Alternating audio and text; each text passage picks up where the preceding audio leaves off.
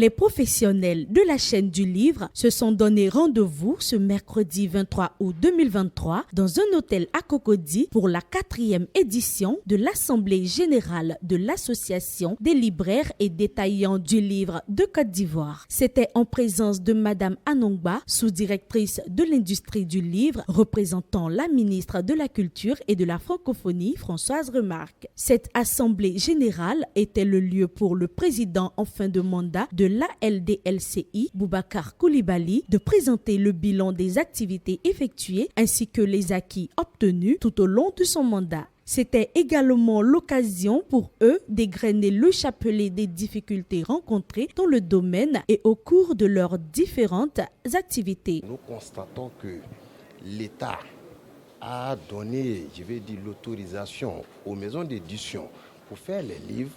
Mais par contre, quand nous venons signer les contrats avec les maisons d'édition et que nous prenons les documents pour aller, nous avons des problèmes pour vendre ces documents-là sur terrain.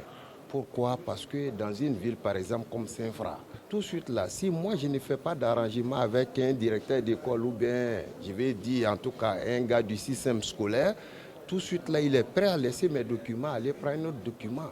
Donc c'est là aussi, ça crée vraiment assez de désordre dans notre milieu. Donc il va falloir vraiment que l'État penche à cela pour que nous soyons un peu à l'aise. JD Édition, partenaire important du livre en Côte d'Ivoire, à part la présence de Samson Laurent, représentant le directeur général Jean Derbé, a apporté son soutien et sa contribution à la tenue de ces assises. Il était pour nous plus qu'important de prendre part à cette cérémonie, réaffirmant ainsi notre soutien à la DLCI, notre attachement à la chose du livre et bien sûr, par cela, passons le message que tous les libraires sont les bienvenus à JD Édition.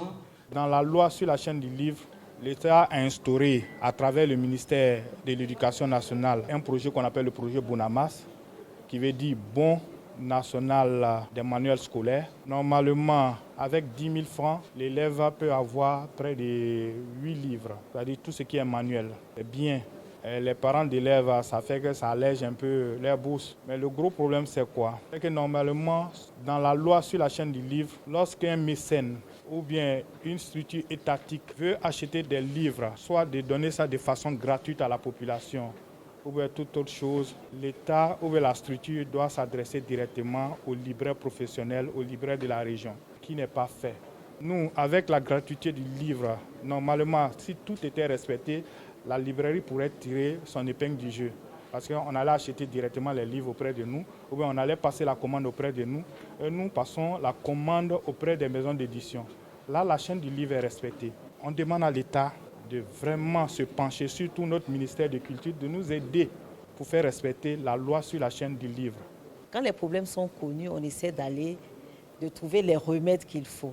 Donc, je vais rapporter tout ce que j'ai entendu à mes responsables et ensemble, nous allons voir comment aller dans ce combat-là avec les mêmes armes et puis, espère avoir de très bons résultats.